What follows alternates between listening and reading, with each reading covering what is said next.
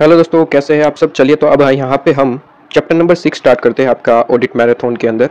ठीक है, chapter number 6, chapter number 1 and 2 हमने कंप्लीट किया, जिसके लिए हमने पूरी की पूरी प्लेलिस्ट बना रखी है, जहाँ पे हम सारे वीडियोस को जो है अरेंजली आपको प्रोवाइड कर देते हैं, जहाँ पे एक साथ आपको सारे वीडियोस मिल जाएंगे।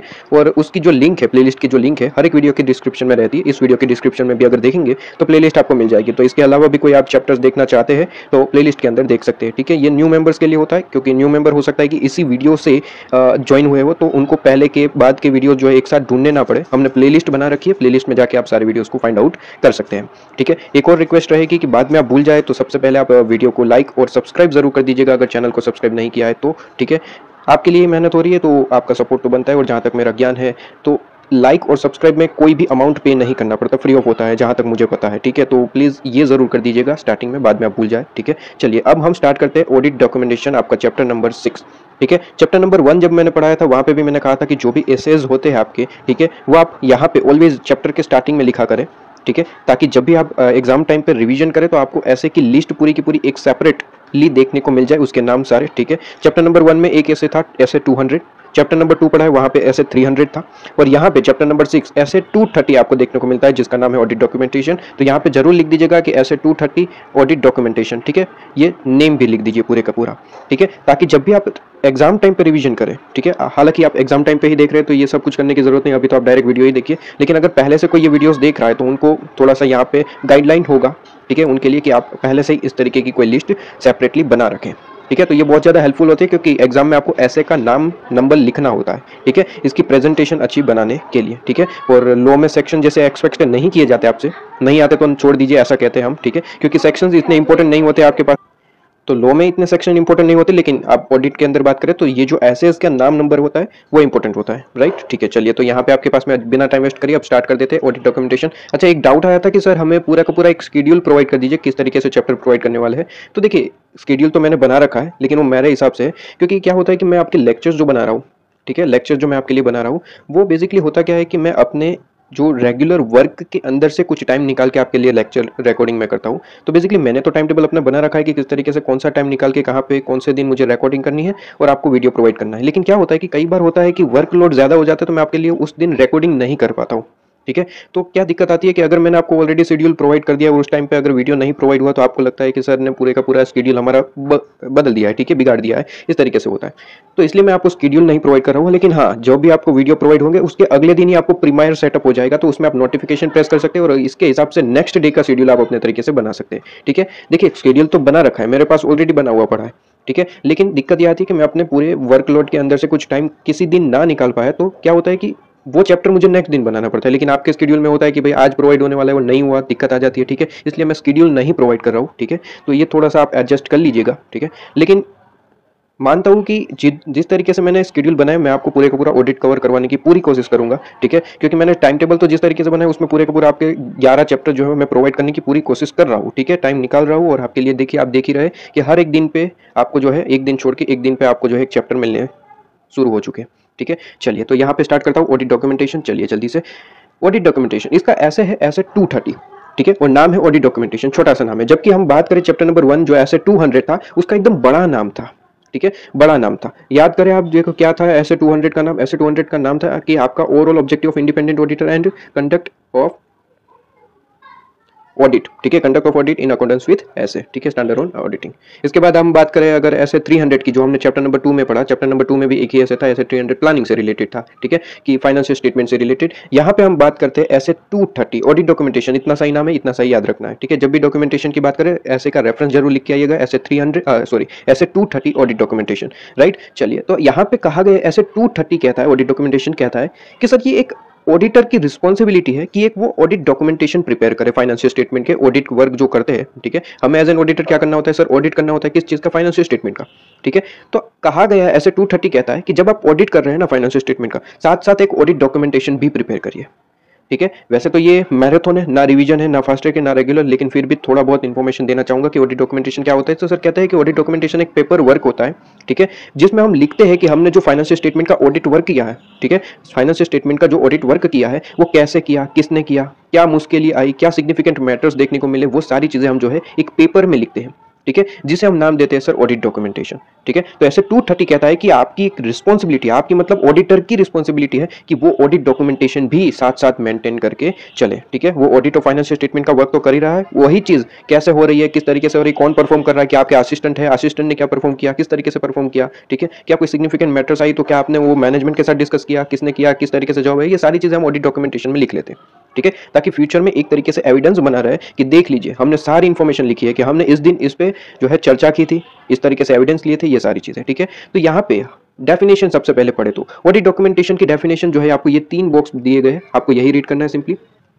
ये 3 बॉक्स मतलब कि ऑडिट डॉक्यूमेंटेशन की डेफिनेशन। ठीक है, लेकिन एक चीज सबसे पहले हाईलाइट मैंने कर रखी है, वो भी आप हाईलाइट कर लीजिएगा। आपके पास में मॉड्यूल ओपन होनी चाहिए, हाईलाइटर आपके साथ में होना चाहिए, हाईलाइटर, पेन, पेंसिल जो भी है आपके पास में। ठीक है, तो ऑडिट डॉक्यूमेंटेशन को हम 1-2 नाम और देते हैं, वर्किंग पेपर, वर्क पेपर। ठीक है, तो ध्यान रहे सर, वर्क पेपर कहा जाए तो वो ऑडिट डॉक्यूमेंटेशन ही 230 के हिसाब से लिख देना, ऑडिट डॉक्यूमेंटेशन का रेफरेंस। ठीक है, तो ऑडिट डॉक्यूमेंटेशन का है, वर्किंग पेपर का है या फिर वर्क पेपर का है, तीनों एक ही चीज है, ऑडिट डॉक्यूमेंटेशन। ठीक है, मतलब क्या होता है सर ऑडिट डॉक्यूमेंटेशन का? अभी मैंने कहा कि सर जो भी चीज हम यहाँ पे कर रहे हैं ऑडिट ऑफ फाइनेंशियल स्टेटमेंट, उसका ही चीजें सारी जो है नोट डाउन कर रहे हैं एक पेपर में, वही पेपर क्या है सर आपका ऑडिट डॉक्यूमेंटेशन। तो देखिए डेफिनेशन भी वही है, कहता है कि ये रिकॉर्ड है। रिकॉर्ड किस चीज का सर? 3 चीज का। ठीक है, इस तरीके से जैसे मैं बता रहा हूँ इसी तरीके से याद रखेंगे आप कि ऑडिट डॉक्यूमेंटेशन रिकॉर्ड है 3 चीज का। कौन सा? सबसे पहले जो ऑडिट प्रोसीजर हमने परफॉर्म किया और उस परफॉर्मेंस से हमने कुछ ऑडिट एविडेंस ऑब्टेन किया होगा और उससे हमने क्या दिया होगा सर? कंक्लूजन दिया होगा। ठीक है, तो ये 3 चीजों का डिटेल हम चीजें लिख लेते हैं एक पेपर में, वही है क्या सर आपका ऑडिट डॉक्यूमेंटेशन। तो ऑडिट डॉक्यूमेंटेशन रिकॉर्ड है 3 चीज का सर, रिकॉर्ड है 3 चीज का। जो भी आपने ऑडिट प्रोसीजर परफॉर्म किया, हम ऑडिट प्रोसीजर परफॉर्म क्यों करते हैं? ताकि हम ऑडिट एविडेंस ऑब्टेन करें। और ऑडिट एविडेंस ऑब्टेन करना क्यों है? इसलिए क्योंकि हमें ओपिनियन देना है, कंक्लूजन पे पहुंचेंगे और ओपिनियन देंगे कि फाइनेंशियल स्टेटमेंट सही है या फिर नहीं। इसलिए ऑडिट प्रोसीजर परफॉर्म करेंगे, हम ऑडिट एविडेंस ऑब्टेन करेंगे और कंक्लूजन तक पहुंचेंगे और उसके बाद हम क्या करेंगे सर? ओपिनियन देते हैं। इसलिए ये 3 चीजें तो हमें करनी ही पड़ती है, हर एक ऑडिटर को यही काम तो है हमारा। ठीक है, ऑडिट का मतलब क्या होता है? ऑडिट प्रोसीजर परफॉर्म करो, ऑडिट एविडेंस ऑब्टेन करो और कंक्लूजन तक पहुंचो। ठीक है, तो ये सारी चीजें एक पेपर में भी लिखते चलते हैं और वो पेपर क्या है सर? Audit documentation. तो ये रिकॉर्ड है, ऑडिट प्रोसीजर परफॉर्म आपने किया और उससे जो आपने ऑडिट एविडेंस ऑब्टेन किया एंड कंक्लूजन पे पहुंचे। ठीक है, रीच पहुंचे। ठीक है, तो ये 3 चीज का रिकॉर्ड मतलब कि ऑडिट डॉक्यूमेंटेशन। ठीक है, ये बहुत ज्यादा इंपॉर्टेंट है। अगर यहाँ पे ये डेफिनेशन आप रट लेते हैं, अच्छे से पढ़ लेते हैं, ठीक है, तो नीचे आप देखेंगे, अभी हम पढ़ेंगे तो उसमें 2-3 क्वेश्चन तो सेम टू सेम यही लिखने हैं। अभी आपको पता चल जाएगा। सबसे पहले वीडियो को स्टॉप करके ये अच्छे से पहले रीड कर लो। ठीक है, कि ऑडिट डॉक्यूमेंटेशन क्या है sir? Record of audit procedure perform and relevant audit evidence obtain and conclusion the auditor reach. ठीक है, तो यहाँ पे आपके पास में वो डेफिनेशन थी। अब देखिए ऑब्जेक्टिव क्यों बनाना है ऑडिट डॉक्यूमेंटेशन। ऑब्जेक्टिव क्या है सर? ऑडिटर को ऑडिट डॉक्यूमेंटेशन बनाने की जरूरत क्या है? नहीं बनाते तो नहीं चलता, तो आंसर इज नहीं चलता। ठीक है, क्यों जरूरत है? देखिए 2 मेन पॉइंट है। ठीक है, 2 आपके ऑब्जेक्टिव रहते हैं। अगर ये आप 2 ऑब्जेक्टिव को समझेंगे तो आपको पता चल जाएगा कि सर ऑडिट डॉक्यूमेंटेशन बनाना बहुत ज्यादा जरूरी है। सबसे पहला तो यहाँ पे ये एविडेंस बना रहेगा कि आपने ऑडिट को प्लान एंड परफॉर्म प्रॉपर्ली किया था as per SA and legal regulatory requirement.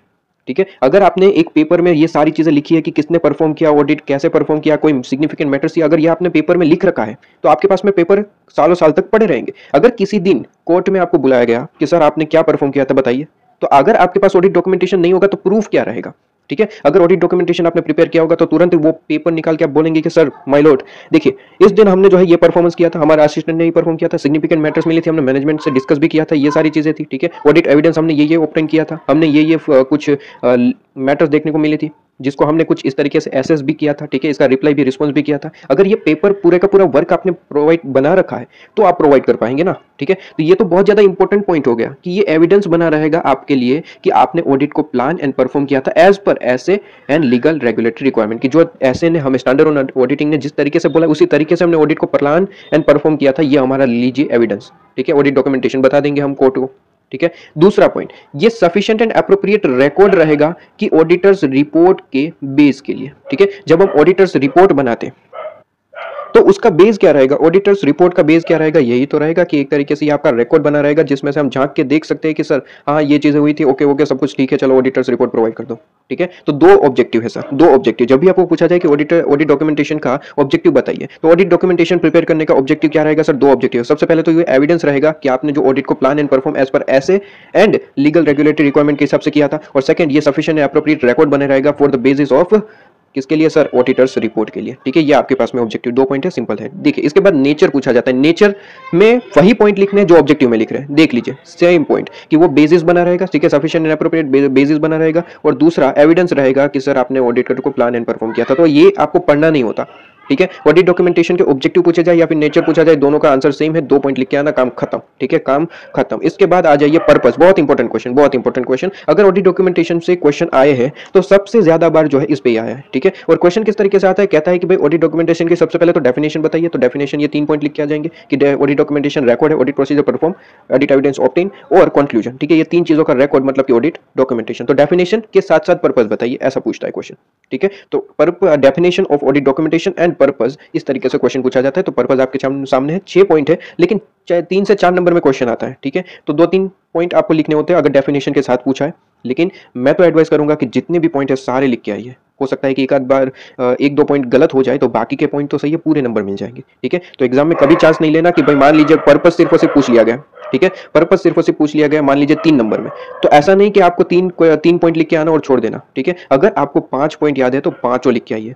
थोड़ी राइटिंग प्रैक्टिस करिए, स्पीड बढ़ाइए, लेकिन जितना ज्यादा आता है सब कुछ लिख के आइए, ठीक है। लेकिन रेलिवेंट चीजें लिखना, ठीक है। अगर याद ही नहीं है कुछ भी लिख के आएंगे, ये गलत हो जाएगा, ठीक है, ये गलत हो जाएगा। अगर इसका आंसर प्रॉपर याद है तो प्रॉपर आंसर लिख के आइएगा, ठीक है। ये मैं कहना चाहता हूँ। चलिए, तो पर्पस ऑफ ऑडिट डॉक्यूमेंटेशन, ठीक है, ये हम पढ़ते हैं। देखिए अभी तक हमने क्या पढ़ा सर? सिर्फ और सिर्फ डेफिनेशन पढ़ी है पॉइंट, और दूसरा ऑब्जेक्टिव पढ़ा, नेचर पढ़ने की जरूरत नहीं, और तीसरा पॉइंट अब पढ़ने जा रहे हैं पर्पस, ठीक है। देखिए पर्पस ऑफ ऑडिट डॉक्यूमेंटेशन, क्या पर्पस रहेगा? तो देखिए बहुत ज्यादा सिंपल, एंगेजमेंट टीम से रिलेटेड 3 पॉइंट है यहाँ पे, ठीक है। इससे रिलेटेड 3 पॉइंट है पर्पस के अंदर, और दूसरा एक इंटरनल कंट्रोल और एक्सटर्नल कंट्रोल से रिलेटेड एक पॉइंट है, और एक जनरल पॉइंट है 4th नंबर का। इस तरीके से याद रखिए। एंगेजमेंट टीम से रिलेटेड 3 पॉइंट लिख देना। क्या क्या है सर? सबसे पहले तो ऑडिट डॉक्यूमेंटेशन अगर आप प्रिपेयर कर रहे हैं, ठीक है, तो हम क्या कर पाएंगे? एंगेजमेंट टीम को हम प्लान और परफॉर्म कर पाएंगे, ठीक है, असिस्ट कर पाएंगे। एंगेजमेंट टीम को हम असिस्ट कर पाएंगे कि वो ऑडिट को प्लान एंड प्रॉपरली परफॉर्म कर पाए, ठीक है। सबसे पहला प्लान एंड परफॉर्म, ये इंपॉर्टेंट पॉइंट हो जाता है आपके पास में। यहाँ पे मैं हाईलाइट भी करता चलता हूँ, ठीक है। ये जो मैंने हाईलाइट ऑलरेडी किया है, ये मेन टॉपिक है जिससे आप पूरे का पूरा स्टेटमेंट याद रख पाएंगे। अब जो हाईलाइट करने जा रहा हूं ये इसके अंदर का इंपॉर्टेंट पॉइंट है, ठीक है।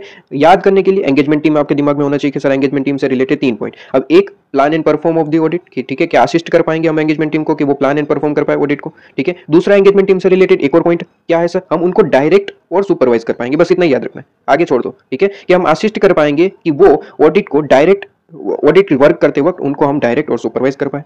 Third point audit engagement team से ही रिलेटेड है। एंगेजमेंट टीम को हम अनेबल कर पाएंगे कि वो अकाउंटेबल बन पाए फॉर इट्स वर्क, ठीक है। उनके वर्क के हिसाब से वो अकाउंटेबल, मतलब कि किसको कितना काम दिया था, क्या उसने पूरा किया, ये तेरा काम है, तुझे ही करना है, ठीक है।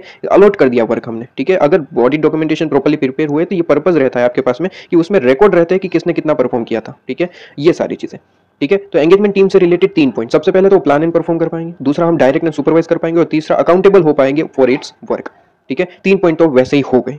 दूसरे 2 पॉइंट बहुत ही ज्यादा सिंपल सर, एक इंटरनल कंट्रोल का है, एक एक्सटर्नल कंट्रोल का पॉइंट है, ठीक है। इंटरनल कंट्रोल मतलब कि क्वालिटी कंट्रोल, ठीक है। इंटरनल कंट्रोल मतलब कि क्वालिटी कंट्रोल कहता है कि हम अनेबल हो पाते हैं, अगर ऑडिट डॉक्यूमेंटेशन हमने बना रखा है तो हम अनेबल हो पाते हैं कि हम quality control review and inspection in accordance with SQC 1 conduct हुआ है या फिर नहीं, हम चेक कर पाते हैं, ठीक है। तो हम यहाँ पे क्वालिटी कंट्रोल को कंडक्ट कर पाते हैं, अनेबल हो पाते हैं, और एक्सटर्नल इंस्पेक्शन को हम जो है as per legal regulatory other requirement के हिसाब से कंडक्ट कर पाते हैं, ठीक है। तो यहाँ पे याद कैसे रखना है ये बता दूं।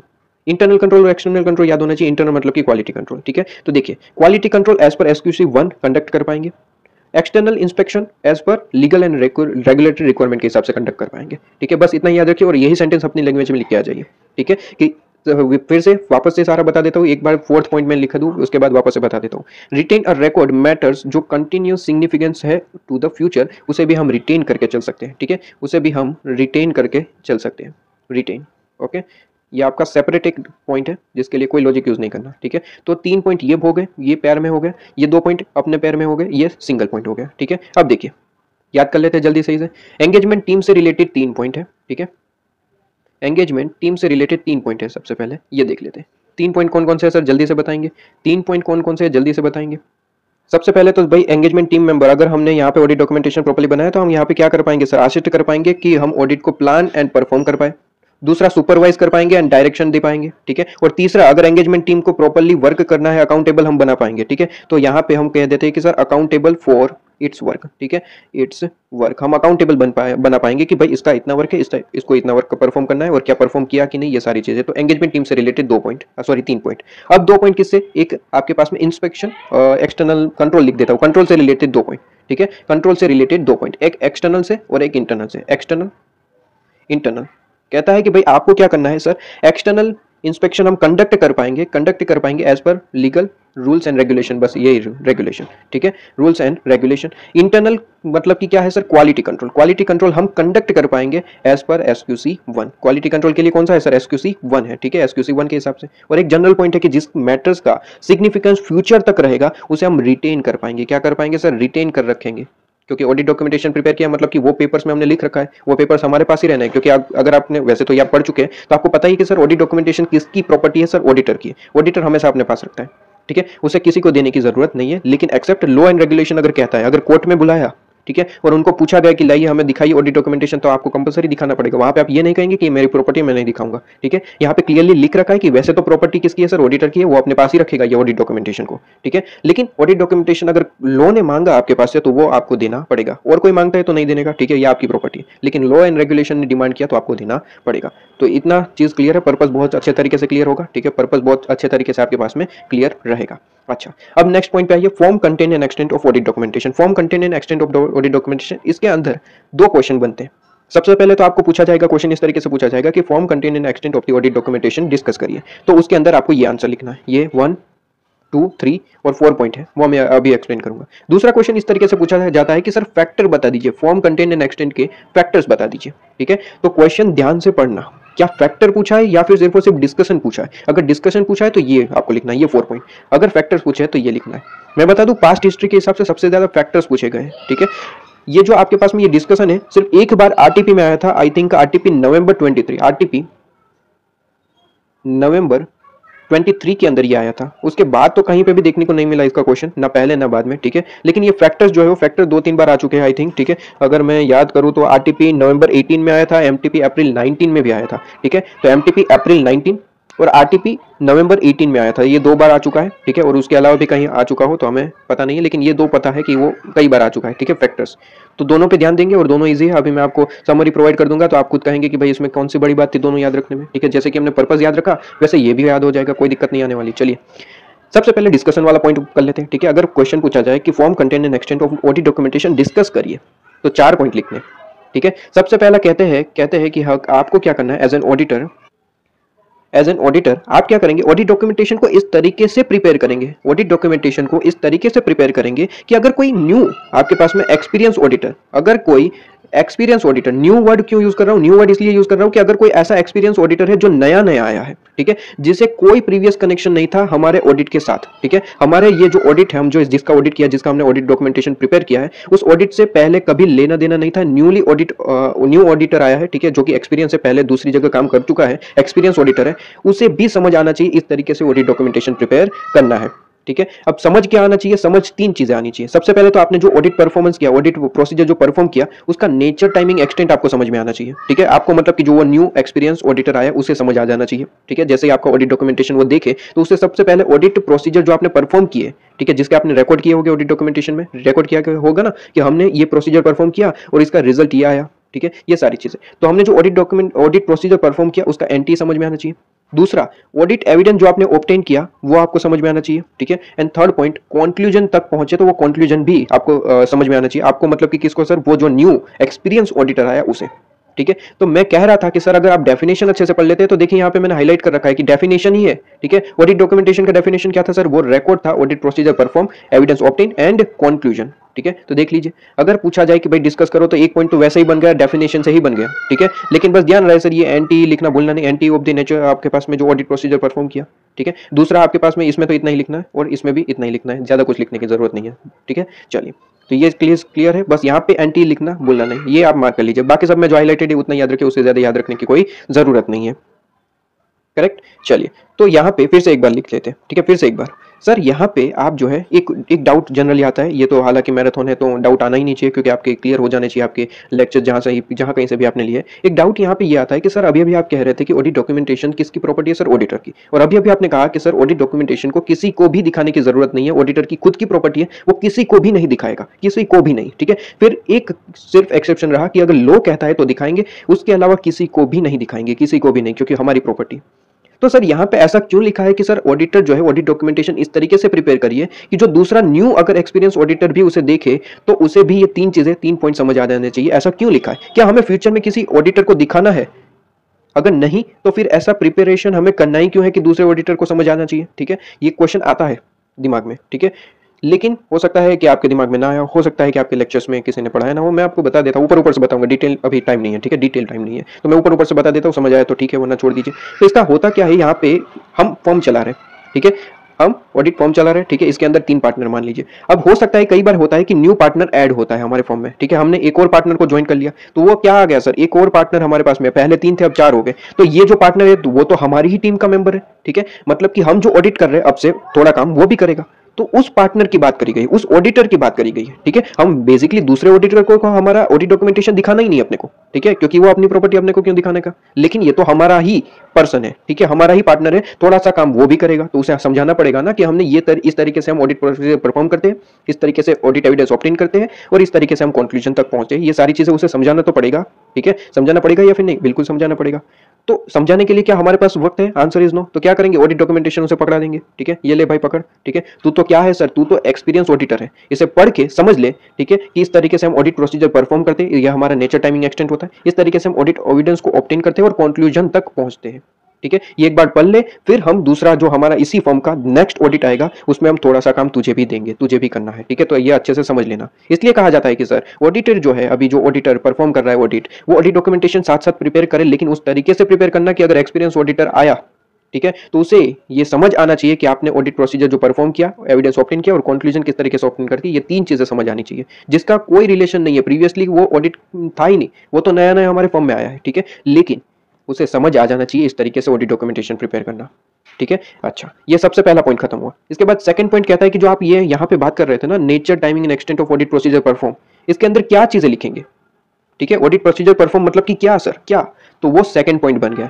कहता है कि sir nature timing and extent of audit procedure perform में आप 3 चीजें लिखिए, ठीक है, 3 चीजें लिखिए, बाकी की आपकी मर्जी क्या लिख रहे हैं, लेकिन ये 3 चीजें तो होनी चाहिए। सबसे पहले तो आपने जो characteristic identify characteristic for special item और मैटर्स, ऐसे कोई मैटर्स देखने को मिले तो उसे रिकॉर्ड करना ही करना है, ठीक है, उसे रिकॉर्ड करना ही करना है। प्लस आप ये लिखेंगे कि ये आपने ये जो प्रोसीजर है वो किसने परफॉर्म किया था, कौन सी डेट को परफॉर्म किया था, who perform the audit work and on which date, ठीक है, और साथ साथ रिव्यू किसने किया था, आपका लीडर कौन था उस वक्त, ठीक है, ये कौन से लीडर ने ये चेक किया है, हु रिव्यू द ऑडिट, और कौन सी डेट, डेट तो लिखनी ही लिखनी है, ठीक है। तो देखिए दूसरा पॉइंट इसी से ही निकल के आया, ये ए पॉइंट से ही दूसरा सेकंड पॉइंट निकल के आ गया। सबसे पहला पॉइंट तो आपको लिखना है कि भाई ऑडिटर इस तरीके से ऑडिट डॉक्यूमेंटेशन प्रिपेयर करेगा, कि अगर एक्सपीरियंस ऑडिटर भी उसे देखे जिसका कोई रिलेशन नहीं है पहले, ठीक है, ये इस ऑडिट के लिए तो नया नया है, ठीक है, बस एक्सपीरियंस ऑडिटर है, पहले भी कहीं ऑडिट कर चुका है और उसे पूरे का पूरा एक्सपीरियंस है, लेकिन इस ऑडिट से कोई रिलेशन नहीं है, अगर वो भी इसे पढ़े तो वो ऑडिट प्रोसीजर परफॉर्म जो आपने किया, एविडेंस ऑब्टेन करे और कंक्लूजन को वो समझ पाए, इस तरीके से audit evidence audit documentation prepare करना। सेकंड पॉइंट कहता है कि जो आप nature timing and extent of audit procedure perform बोल रहे हैं उसमें क्या चीजें होनी चाहिए, तो कहता है कि मिनिमम ये 3 चीजें तो होनी चाहिए, बाकी आपकी मर्जी। कौन सी 3 चीजें? सबसे पहले तो जो आपने मैटर्स और आइटम्स आपके पास में जो देखने को मिले आइडेंटिफाई करे आपने, ठीक है, उसके लिए आपने ऑडिट प्रोसीजर परफॉर्म किया होगा, तो लिखना भाई कि किसने परफॉर्म किया कौन सी डेट को और किसने रिव्यू करा कौन सी डेट को, ठीक है, ये 3 चीजें लिख देना, ठीक है। थर्ड पॉइंट आप लिखिएगा कि सर जो भी सिग्निफिकेंट आपको मैटर्स देखने को मिली, आपने क्या मैनेजमेंट और TCWG, those charge with governance, TCWG के साथ क्या डिस्कशन किया, और अगर डिस्कशन किया है तो उसे कंपलसरी डॉक्यूमेंट करना, ठीक है, उसे भी लिखना, ठीक है। सेल डॉक्यूमेंट का मतलब कंपलसरी उसे लिखना है। आपने मैनेजमेंट के साथ डिस्कस किया होगा कि सर यहाँ पे कुछ गलतियां मुझे लग रही है, आप जरा बताइए इसमें क्या चीजें हैं, तो अगर आपने डिस्कस किया है तो उसे भी आपको डॉक्यूमेंट करना है, ठीक है। फोर्थ पॉइंट आपका सिंपल है, कहता है कि भाई अगर कोई identify information that is an inconsistent, मतलब कि कोई इनकंसिस्टेंट इन्फॉर्मेशन अगर आपको आइडेंटिफाई होती है रिगार्डिंग सिग्निफिकेंट मैटर्स, ठीक है, कि वो इंपॉर्टेंट मैटर थी और उसमें कोई इनसिग्निफिकेंट इनकंसिस्टेंसीज आपको देखने को मिली, ठीक है, इनकंसिस्टेंसीज देखने को मिली, तो उसे भी आप जो है डॉक्यूमेंट करेंगे। साथ ही साथ इसको आपने एड्रेस कैसे किया, इसका रिस्पॉन्स कैसे दिया, वो भी रिकॉर्ड करेंगे। तो 4 पॉइंट है, देखिए दोस्तों 4 पॉइंट है। सबसे पहला तो इस तरीके से प्रिपेयर करना ऑडिट डॉक्यूमेंटेशन को कि अगर कोई न्यूली एक्सपीरियंस ऑडिटर जो है अगर आ जाए, जिसका कोई रिलेशन नहीं था पहले ऑडिट के साथ, ठीक है, हमारे इस ऑडिट के साथ, उसको भी समझ आ जाना चाहिए 3 चीजें, जो आपने ऑडिट प्रोसीजर परफॉर्म किया, ऑडिट एविडेंस ऑब्टेन किया, और तीसरा कंक्लूजन पहुंचे, ठीक है। अब दूसरा पॉइंट इसी से ही बनता है कि nature, timing, extent of audit procedure perform, ये जो आप बोल रहे हैं इसके अंदर क्या चीजें होनी चाहिए सर? 3 चीजें तो होनी चाहिए। सबसे पहले कैरेक्टरिस्टिक ऑफ आपकी जो मैटर से आइटम्स है उसकी, ठीक है, कैरेक्टरिस्टिक सारी की सारी चीजें लिखिए। इसके बाद किसने परफॉर्म किया था और कौन सी डेट को, और किसने रिव्यू किया था कौन सी डेट को, ये लिखिएगा। थर्ड पॉइंट कहता है कि अगर कोई आपने डिस्कशन किया मैनेजमेंट के साथ, टीसीडब्ल्यूजी के साथ, तो आपको उसे भी डॉक्यूमेंट करना है। और फोर्थ पॉइंट, अगर कोई ऐसी सिग्निफिकेंट मैटर्स के अंदर इनकंसिस्टेंसी आपको देखने को मिली तो उसे भी रिकॉर्ड करना, लेकिन साथ साथ इसका इस इनकंसिस्टेंसी का आपने रिप्लाई कैसे किया, एड्रेस कैसे किया, वो भी लिखना, ठीक है। 4 पॉइंट है, खत्म कहानी। 4 पॉइंट है, खत्म कहानी, ठीक है।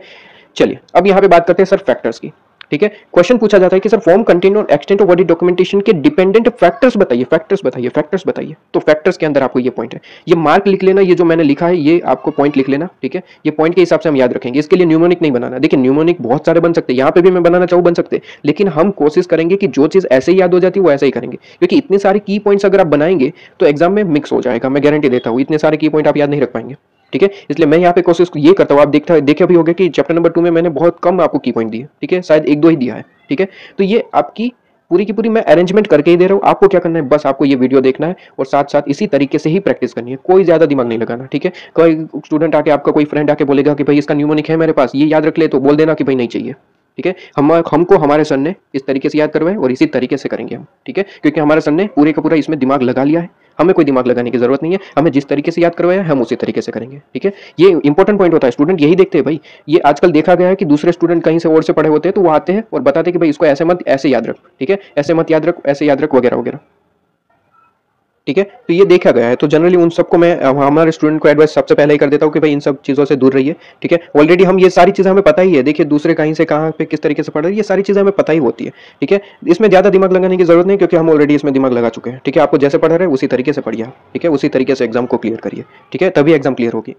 चलिए फैक्टर्स पूछे जाए तो फैक्टर्स में किस तरीके से सर? फैक्टर्स में बहुत ज्यादा सिंपल है। आप सबसे पहले देखिए फैक्टर्स मतलब कि कहता है कि भाई आपका फॉर्म, कंटेंट और एक्सटेंट ऑफ ऑडिट डॉक्यूमेंटेशन का मतलब क्या होता है समझिए। फॉर्म, कंटेंट और एक्सटेंट ऑफ ऑडिट डॉक्यूमेंटेशन का मतलब होता है कि सर ऑडिट डॉक्यूमेंटेशन जो आप पेपर्स, ऑडिट डॉक्यूमेंटेशन मतलब कि क्या, पेपर्स में आपने सारी चीजें लिखी, उस पेपर की साइज क्या रहेगी, ठीक है। मतलब कि ज्यादा पेपर्स हो जाएंगे, बड़ी बुक बन जाएगी, छोटी बुक बन जाएगी, ये कौन से फैक्टर्स पे डिपेंड करता है। ये बड़ी बुक और छोटी बुक बनेगी वो कौन से फैक्टर्स पे डिपेंड करता है, तो कहता है कि भाई एंटिटी पे डिपेंड करता है। सबसे पहला पॉइंट है size and complex of the entity, कि एंटिटी की साइज और कॉम्प्लेक्सिटी पे डिपेंड करता है। अगर एंटिटी बड़ी है तो पेजेस ज्यादा बढ़ जाएंगे, ठीक है, क्योंकि ज्यादा हमने number of audit procedure perform किए होंगे तो पेजेस ज्यादा बढ़ जाएंगे, ठीक है। तो बुक बड़ी हो जाएगी, फाइल हमारी ज्यादा क्या कहते हैं हम फाइल की साइज जो है बड़ी हो जाएगी, ठीक है। तो सबसे पहले साइज ऑफ एंटिटी। दूसरा, ऑडिट प्रोसीजर ज्यादा परफॉर्म करेंगे तो ज्यादा बड़ी बन जाएगी, ठीक है, कम परफॉर्म करेंगे तो छोटी सी ऑडिट डॉक्यूमेंटेशन की फाइल बनेगी, ठीक है। तीसरा क्या है sir, risk of material misstatement. ज्यादा रिस्क ऑफ मटेरियल मिसस्टेटमेंट हमें मिले तो क्या बताइए, क्या करना पड़ेगा, प्रोसीजर हमें ज्यादा बढ़ानी पड़ेगी। तो रिस्क ऑफ मटेरियल मिसस्टेटमेंट ज्यादा है तो प्रोसीजर हमें ज्यादा करनी पड़ेगी, पेजेस ज्यादा बढ़ते जाएंगे कि भाई इस तरीके से किया था, इस तरीके से किया था, पेजेस ज्यादा बढ़ जाएंगे और हमारा क्या होगा सर, ऑडिट डॉक्यूमेंटेशन फाइल बड़ी हो जाएगी, ठीक है। और उसी तरीके से वाइस वर्सा, अगर रिस्क ऑफ मटेरियल मिसस्टेटमेंट है ही नहीं, कुछ इसमें कुछ रिस्क है ही नहीं, ठीक है, तो क्या सर ज्यादा से ज्यादा 1 पेज भरेगा, 2 पेज भरेंगे, ठीक है, काम खत्म, छोटी सी फाइल बन जाएगी, काम खत्म। Audit evidence obtain, significance of audit evidence obtain. अगर ऑडिट एविडेंस ज्यादा ऑब्टेन करने की जरूरत है तो पेजेस ज्यादा भरेंगे, क्योंकि हमें लिखना पड़ेगा कि हमने इस तरीके से ऑडिट एविडेंस ऑब्टेन किया, दूसरे में इसी तरीके से किसने परफॉर्म किया था, वगैरह वगैरह, और वाइस वर्सा, ठीक है। तो देखिए दिमाग में इतना याद रखिए कि फॉर्म, कंटेंट और एक्सटेंट के फैक्टर्स पूछे जाए, इसका मतलब हमें दिमाग में एक फाइल लेके आनी है, फाइल का हमें दिमाग में एक फोटो आना चाहिए। फाइल बड़ी है, छोटी है, किस पे डिपेंड करेगा, बस उसी के रिलेटेड ये पॉइंट है। फाइल बड़ी कब बनेगी, देख लीजिए, साइज एंड कॉम्प्लेक्सिटी ज्यादा होगी एंटिटी की, एंटिटी बड़ी होगी तो बड़ी फाइल, छोटी होगी छोटी फाइल। ऑडिट प्रोसीजर ज्यादा होंगे तो बड़ी फाइल, कम होंगे तो छोटी file. Risk of material statement ज्यादा होंगे तो बड़ी फाइल, कम होंगे तो छोटी फाइल।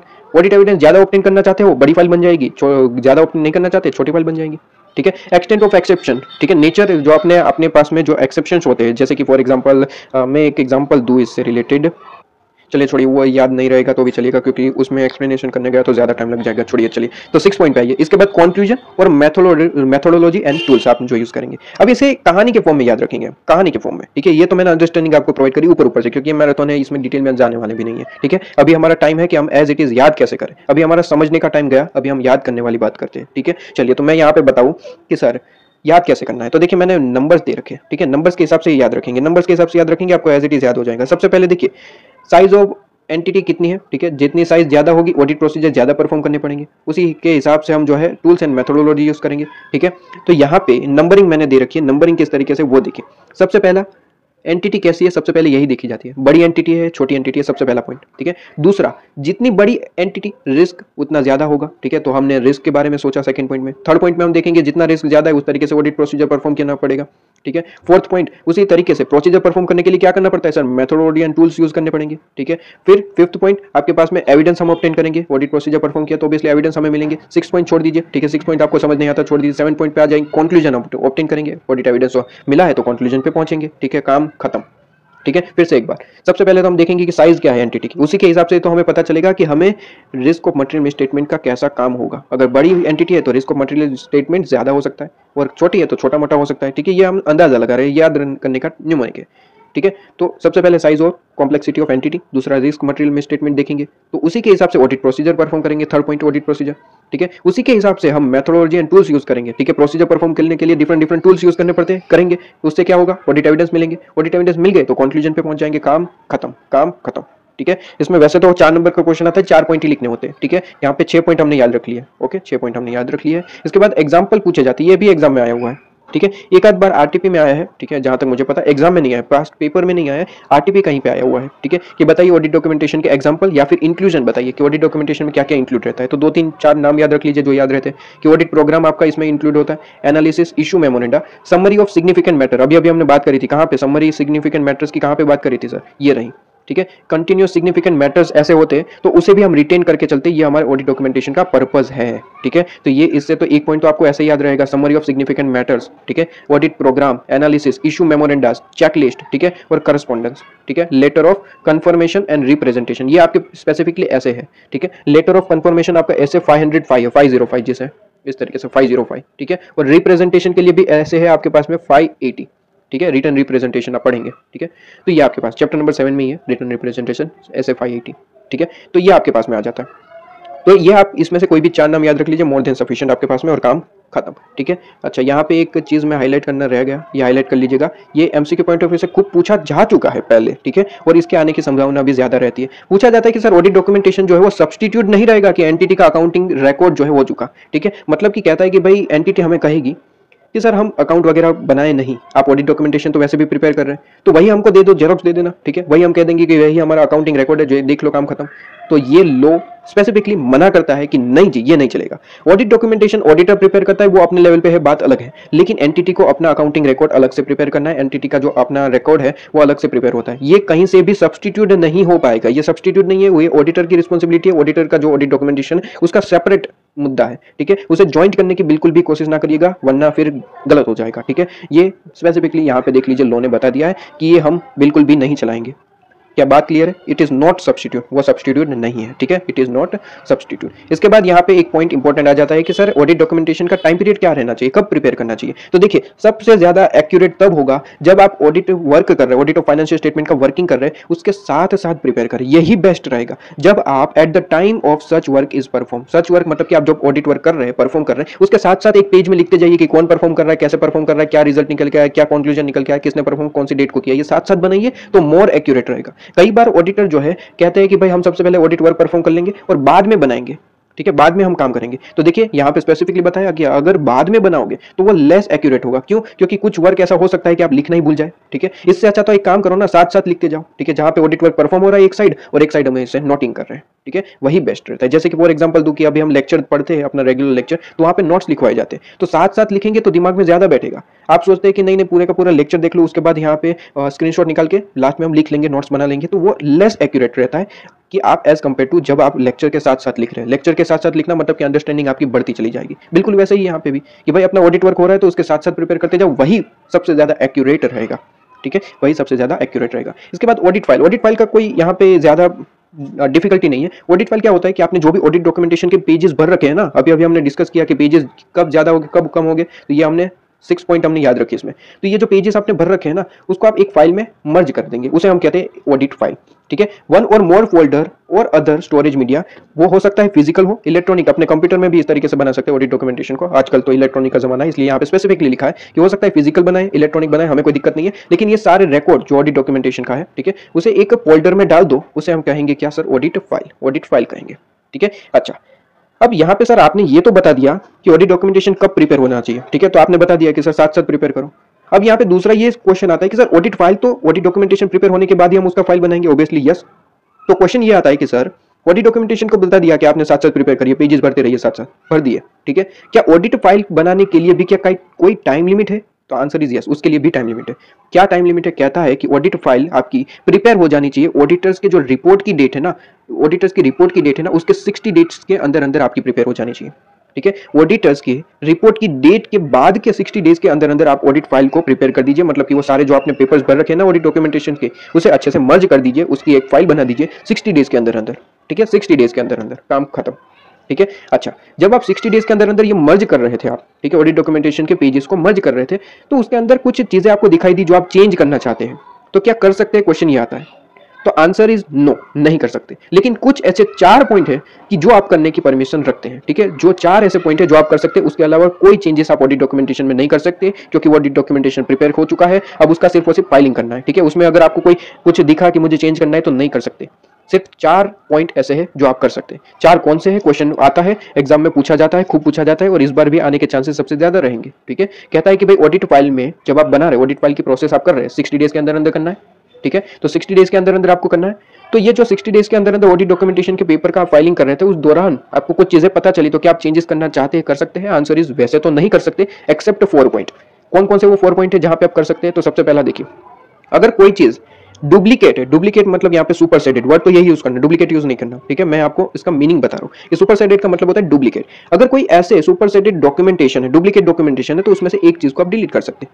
सीधी सी बात है, अगर एक जैसी 2 चीजें हैं तो एक चीज को डिलीट कर दीजिए, दूसरा तो है ही। ठीक है, तो ये आप कर सकते हैं, इसकी परमिशन है, कोई दिक्कत नहीं, करिए, कोई दिक्कत नहीं, डिलीट कर दीजिए सुपरसेडेड डॉक्यूमेंटेशन। ठीक है, दूसरा कहता है कि अगर कोई ऐसा चीजें है वर्किंग पेपर में कि वो दूसरे पेपर के साथ लिंक कर रही है, ठीक है, तो उसे आप शॉर्ट कर सकते हैं, कोलैबोरेट और क्रॉस रेफरेंसिंग उसमें दे सकते हैं कि भाई इसका रेफरेंस इस पेज पे है, वगैरह वगैरह चीजें, तो ये आप इंक्लूड कर सकते हैं, कोई दिक्कत नहीं है। दूसरा, signing off on completion checklist, मतलब कि नीचे आप जो है यहाँ पे ऑडिटर जो है साइन वगैरह करता है ना, तो वो साइनिंग वगैरह आप कर सकते हैं, कोई दिक्कत वाली बात नहीं है। और 4th point and last point कहता है कि अगर कोई एविडेंस आपने ऑब्टेन करे तो वो भी इसमें इंक्लूड कर सकते हैं, लेकिन इसकी कंडीशन क्या है? इसकी कंडीशन ये है कि डॉक्यूमेंटिंग ऑडिट एविडेंस आप कर सकते हैं, लेकिन वो ऑब्टेन करने चाहिए बिफोर ऑडिटर्स रिपोर्ट डेट। ठीक है, ऐसे एविडेंस जो आपने डेट ऑफ ऑडिटर्स रिपोर्ट के पहले पहले ऑब्टेन किए, तो उसे भी आप इसके अंदर इंक्लूड कर सकते हैं, लेकिन उसके बाद वाले नहीं। ठीक है, बिफोर लिखा है, before the date of auditor's report. ये 4 पॉइंट आप कर सकते हैं, इसके अलावा कोई चीज आप इंक्लूड नहीं कर सकते। ठीक है, तो एग्जाम में क्वेश्चन आ सकता है, केस स्टडी बेस ही आ सकता है। ठीक है, कि भाई एक ऑडिटर है, एंटिटी का ऑडिट वर्क कर रहा था, ऑडिट डॉक्यूमेंटेशन इसने प्रिपेयर करा है, अब वो 60 डेज के अंदर अंदर फाइलिंग कर रहा है, लेकिन उस दौरान कुछ चीजें ऐसी मिली है जो वो चेंज करना चाहता है, क्या कर सकता है? ऐसा क्वेश्चन पूछेंगे, तो आप यहाँ पे कहेंगे कि सर यहाँ पे ऐसे 4 केसेस है जहां पे वो चेंजेस कर सकता है, इसके अलावा कहीं पे भी नहीं कर सकता। 4 केसेस कौन सा है? सबसे पहले तो वो सुपरसेडेड डॉक्यूमेंटेशन को डिलीट कर सकता है, कोई दिक्कत नहीं। दूसरा, ऐसे कोई रेफरेंस वाले जो है वर्किंग पेपर है, तो उसे आप शॉर्ट कर सकते हैं, कॉलिंग कर सकते हैं, और यहाँ पे आप क्या कर सकते हैं सर, क्रॉस रेफरेंस भी दे सकते हैं। ठीक है, और थर्ड, आपके पास में साइनिंग वगैरह करना है, साइनिंग ऑफ कर सकते हैं फॉर द कंप्लीशन चेकलिस्ट, मतलब कि कंप्लीट हमने कर लिया, इसे रिव्यू कर लिया, साइन वगैरह कर सकते हैं। 4th चीज, ऐसे कोई डॉक्यूमेंटिंग कर सकते हैं आप ऑडिट एविडेंस का जो आपने before the auditor's report date के ऑब्टेन किया है। ठीक है, 4 पॉइंट काम खत्म, 4 पॉइंट काम खत्म। इसके बाद कहते हैं कि सर ये जो आपने ऑडिट डॉक्यूमेंटेशन अपने पूरे का पूरा फाइल में डाल दिया है, ठीक है, ऑडिट डॉक्यूमेंटेशन कब तक आपको संभाल के रखना है? तो कहते हैं कि सर वैसे तो आपकी ऑडिट डॉक्यूमेंटेशन आपकी प्रॉपर्टी, लेकिन 7 साल तक आपको संभाल के रखना है कि कल दिन कोई लोन ने आपसे मांगा तो आपको देना पड़ेगा। वैसे दूसरा कोई मांगेगा तो आप देंगे नहीं, क्योंकि आपकी प्रॉपर्टी, लेकिन लो ने कहा है कि सर हो सकता है कि भाई हमें कभी जरूरत पड़ जाए, तो कहता है कि 7 साल तक आप प्रिपेयर उसे अपने पास रखिए ही। 7 साल के बाद आप अपने पास रखना चाहते हैं, रखिए, कोई दिक्कत नहीं, लेकिन 7 साल के बाद हम आपसे नहीं मांगेंगे। ठीक है, कहता है कि ऑडिटर की रिपोर्ट की डेट से 7 साल तक आपको यहाँ पे अपने पास रखना है। हम 7 साल के अंदर अंदर हमारे पास राइट रहेगा, लो के पास राइट रहेगा कि आपको किसी भी दिन मंगवा सकते हैं आपके पास से कि बताइए ये प्रूफ हमें बताइए। ठीक है, तो आपको प्रूफ बताना पड़ेगा, लेकिन 7 साल के बाद वो नहीं मांगेगी। फिर आपकी मर्जी, आप रखना चाहे तो रखिए, वरना भेज दीजिए कहीं पे भी। ठीक है, तो ये चीज आपके पास में, तो मिनिमम 7 ईयर्स तक आपको संभाल के रखना पड़ेगा। तो 2 पॉइंट आए, एक तो 60 डेज के अंदर अंदर प्रिपेयर करना है। ठीक है, कहां से सर? ऑडिटर की डेट जो आपकी ऑडिट रिपोर्ट की डेट है वहीं से, और 7 साल तक संभाल के रखना है, कहां से सर? वही ऑडिटर की रिपोर्ट डेट से। ठीक है, 7 साल तक संभाल के रखना है। क्लियर? इसके बाद सिग्निफिकेंट मैटर्स आपको पूछा जाता है कि भाई डॉक्यूमेंटेशन में सिग्निफिकेंट मैटर्स आपको लिखनी है। अभी मैंने बताया कि सिग्निफिकेंट जो भी मैटर्स मिलती है आपको इसका डॉक्यूमेंटेशन करना पड़ता है। अभी हमने पढ़ा था, कहाँ पे पढ़ा था, नेचर टाइमिंग वगैरह में पढ़ा था, ठीक है। ये नेचर टाइमिंग एक्सटेंट में हमने यहाँ पे पढ़ा था कि भाई जो भी आपकी कैरेक्टर स्पेसिफिक मैटर्स आपको देखने को मिलते हैं, ठीक है, ये सारी चीजें डॉक्यूमेंट करनी पड़ती है। यहाँ पे इवन 4th पॉइंट में भी देखा था कि सिग्निफिकेंट मैटर्स जो है वो इनकंसिस्टेंट देखने को मिलती है, तो वो सारी चीजें हमें रिकॉर्ड करनी पड़ती है। तो सिग्निफिकेंट मैटर्स हम किसको बोलेंगे, तो कहते हैं कि अगर कोई financial statement mislead, materially misstated आपको देखने को मिलता है, ठीक है, हमने ऑडिट एविडेंस, हमने as an auditor audit procedure हमें परफॉर्म करेंगे। क्यों करना है, क्योंकि ऑडिट एविडेंस ऑब्टेन करना है, ठीक है। तो हम ऑलवेज, ऑडिटर क्या करेगा sir, audit evidence audit procedure perform करेगा ऑडिट एविडेंस ऑब्टेन करने के लिए।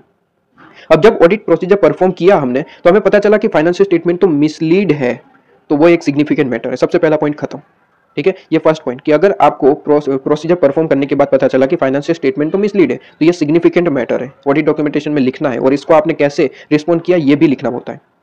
सेकंड पॉइंट कि आपको ऑडिट प्रोसीजर परफॉर्म करने के बाद ये पता चला कि हम जो पहले से प्रोसीजर परफॉर्म करते आ रहे हैं उस तरीके से काम नहीं चलेगा, हमें और ज्यादा कुछ काम करना पड़ेगा। कहता है कि भाई रिवाइज करना पड़ेगा, जो हम प्रीवियसली असेसमेंट करते आ रहे हैं उस चीज को हमें अब रिवाइज करना पड़ेगा और ज्यादा अच्छे से काम करना पड़ेगा, क्योंकि रिस्क हमें ज्यादा मिल रहे हैं, ठीक है। तो हम जो पहले, मतलब कि ये कब की बात कर रहे हैं, किस ऑडिटर की बात कर रहे हैं, जो ऑडिटर पहले से फर्म के अंदर पहले से ऑडिट करता आ रहा है, ठीक है। पिछला ऑडिट भी इसी ऑडिटर ने किया था और ये साल का भी ऑडिट यही ऑडिटर कर रहा है, उसके बारे में बात कर रहा है कि भाई पिछले साल हमने जो ऑडिट किया था उसमें जितनी भी हमने प्रोसीजर परफॉर्म की थी इस साल भी वही परफॉर्म करनी चाहिए थी। लेकिन अगर इसमें कोई चेंजेस करने पड़े आपको, तो ऑब्वियसली इंपॉर्टेंट आपको चीजें देखने को मिली होगी, रिस्क देखने को मिला होगा, ठीक है। तो अगर उसके रिवाइज करना पड़ा तो ये भी एक सिग्निफिकेंट मैटर्स है, इसे भी आप रिकॉर्ड करेंगे और किस तरीके से आपने परफॉर्म किया ये भी रिकॉर्ड करेंगे ऑडिट डॉक्यूमेंटेशन के अंदर, ठीक है। इसके बाद फोर्थ पॉइंट, ये थर्ड पॉइंट, ये फर्स्ट, ये सेकंड और ये थर्ड पॉइंट पे आइए। थर्ड पॉइंट कहता है कि अगर कोई सिग्निफिकेंट यहाँ पे एक मिनट हाईलाइट में कर देता हूँ ये चीज को, देखिए मैंने हाईलाइट कर दिया। सबसे पहले तो भाई फाइनेंशियल स्टेटमेंट कोई मिसलीड देखने को मिला ऑडिट प्रोसीजर परफॉर्म करने के बाद,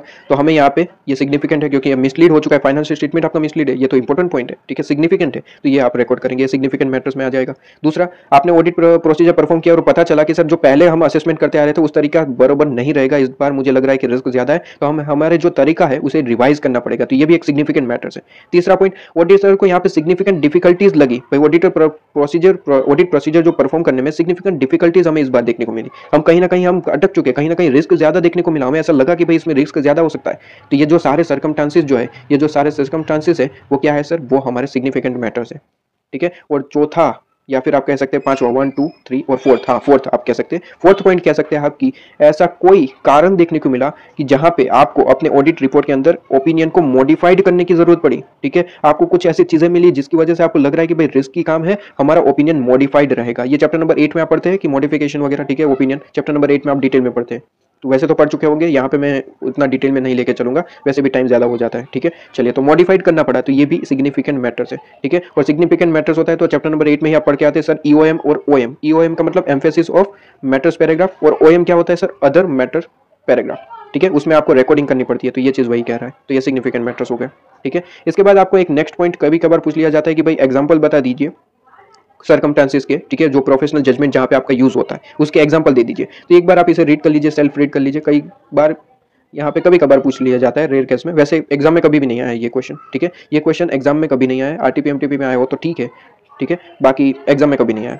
इसके बाद सर ऑडिटर चाहे तो ऑडिट डॉक्यूमेंटेशन की भी एक समरी बना सकता है, ठीक है, अगर ऑडिटर चाहे, वैसे तो ऑडिट डॉक्यूमेंटेशन तो प्रिपेयर करना 230 के हिसाब से रिस्पॉन्सिबिलिटी आपकी, वो तो प्रिपेयर करना ही करना है, लेकिन ऑडिट डॉक्यूमेंटेशन का भी एक समरी आप बना सकते हैं आप अपने फायदे के लिए, ठीक है, अगर बनाना चाहे। Auditor may consider it important या फिर it helpful to prepare summary of documentation, ठीक है। तो ऑडिट डॉक्यूमेंटेशन की समरी भी आप बना सकते हैं अगर आप चाहे तो, ठीक है। ध्यान रहे सर, ऑडिट डॉक्यूमेंटेशन समरी को हम दूसरा नाम कंप्लीशन मेमोरेंडम भी कहते हैं, ठीक है। स्टूडेंट को यहाँ पे भूल जाते हैं, स्टूडेंट को यहाँ पे एग्जाम में ये पूछा जाता है कि कंप्लीशन मेमोरेंडम के बारे में बताइए, तो कंप्लीशन मेमोरेंडम कभी सुना ही नहीं होता तो लिख ही नहीं पाते, लेकिन वैसे तो आपको आता था, लेकिन क्या आता था, ऑडिट डॉक्यूमेंटेशन समरी आता था।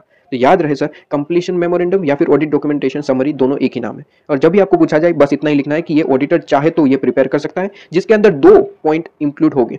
सबसे पहले सिग्निफिकेंट मैटर्स जो हमने आइडेंटिफाई करी वो आप लिखेंगे समरी के अंदर, और दूसरा उसको एड्रेस कैसे किया। सिग्निफिकेंट मैटर्स मतलब कि वही हमने ये जो 4 पॉइंट पढ़े वही यहाँ पे सिग्निफिकेंट मैटर्स बने रहेंगे, वो सिग्निफिकेंट मैटर्स को आप लिखेंगे जो अभी आपने आइडेंटिफाई करे, और उसे रिस्पॉन्स कैसे किया, एड्रेस कैसे किया, वो चीज लिखेंगे, यही आपकी ऑडिट डॉक्यूमेंटेशन समरी बन जाएगी, काम खत्म, ठीक है, यही आपकी समरी बन जाएगी। इसके बाद ये पॉइंट तो ऑलरेडी बता चुका हूं कि भाई ऑडिट डॉक्यूमेंटेशन की ओनरशिप किसके पास रहेगी सर, ऑलवेज ऑडिटर की है, लेकिन unless otherwise specified by law. अगर लॉ मांगेगा तो आपको देना पड़ेगा, लेकिन उसके अलावा कोई भी पर्सन आपसे अगर ऑडिट डॉक्यूमेंटेशन मांगता है तो आपको देने की कोई जरूरत नहीं है, क्योंकि वो आपकी प्रॉपर्टी है। ठीक है, काम खत्म। इसके बाद तो यहाँ पे टेस्ट और अंडरस्टैंडिंग पे आ जाइए। 2 ही अंडरस्टैंडिंग है तो मैं आपको फटाफट से बता देता हूँ। सबसे पहली अंडरस्टैंडिंग में आप यहाँ पे देखिए, कहता है कि मैं ऊपर से इन्फॉर्मेशन दे दूँ कि कोई कंपनी है, ठीक है, कोई एक कंपनी है, तो उन्होंने क्या किया, एक लोन ऑलरेडी उनका चल रहा था, उसको रिकंस्ट्रक्ट करवा दिया। ठीक है, रिकंस्ट्रक्ट करवा दिया। तो ऑब्वियसली आपको पता ही है कि सर अगर लोन को रिकंस्ट्रक्ट करवाते तो इसकी एंट्रीज वगैरह होती है फाइनेंस स्टेटमेंट पे, उसकी इफेक्ट पड़ती है।